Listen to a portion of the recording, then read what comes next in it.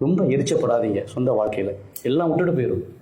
மூன்றாவது, நீங்க காலையில எந்திரிச்சோன்னு ஒரு குரு சொல்றா, உன்னுடைய நரம்பு உனக்கு தியானத்துக்கு உதவி செய்யணுமா, நீ கேட்டது ஆண்டவன்ட்ட கிடைக்க வேண்டுமா, நீ கடைசி வரை காப்பாற்றப்படணுமா, காலையில எந்திரிச்சு பல்லு விளக்கிட்டு முதல்ல சுடு தண்ணி குடி.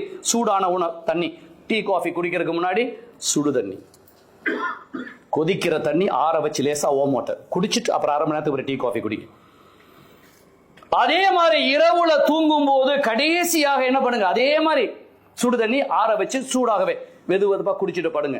உங்க வாழ்க்கையில நரம்பு தளர்ச்சியே வராது, உங்க மூளை நன்றாக இயங்கும். பிரார்த்தனைக்கும், லா ஆஃப் அட்ராக்ஷன் என்று சொல்லக்கூடிய ஈர்ப்பு விதிக்கும், லா ஆஃப் வைப்ரேஷன் என்று சொல்லக்கூடிய அதிர்வுக்கும், சரியா, உங்களுடைய பிரார்த்தனைகள் அனைத்து நிறைவேறுவதற்கு உங்களுக்கு உடம்புல எந்த சிஸ்டம் தேவை, மூளையும் நரம்பும் தான். அவர் பிரெயின் அண்ட் நர்வஸ் சிஸ்டம் தான் உதவி செய்யணும்.